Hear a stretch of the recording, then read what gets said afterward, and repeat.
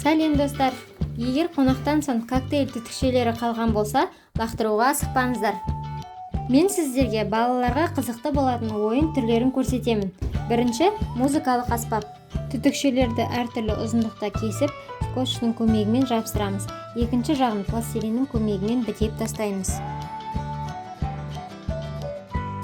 Екінші әдісіміз ол аппликация ретінде қолданамыз.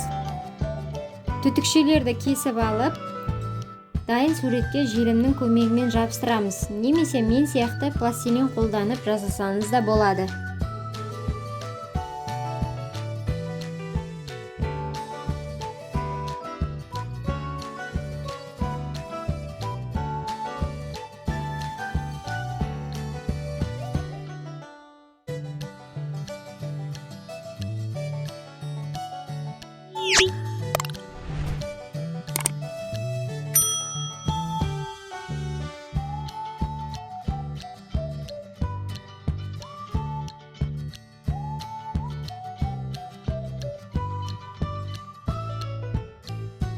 Үшінші әдісіміз түтікшелерді бір-біріне біріктіру арқылы кез келген пішінде жасауға болады.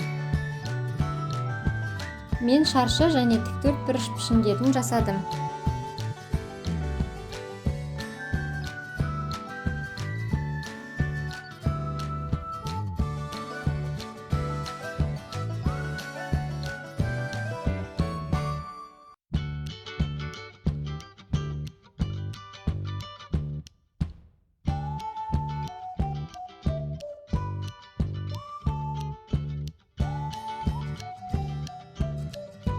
Ең соңғы әдісіміз пластилин мен түтікшелердің көмегімен жануарлар мен жәндіктерді жасауға болады.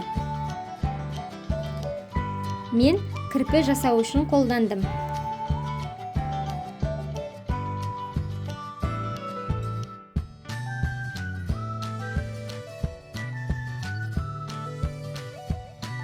Міне сіздермен осындай қызықты ойындармен бөлістім. Ең бастысы, бұл ойын түрлерін 1 жастан 7 жасқа дейінгі балаларға ұсынсаңыз болады.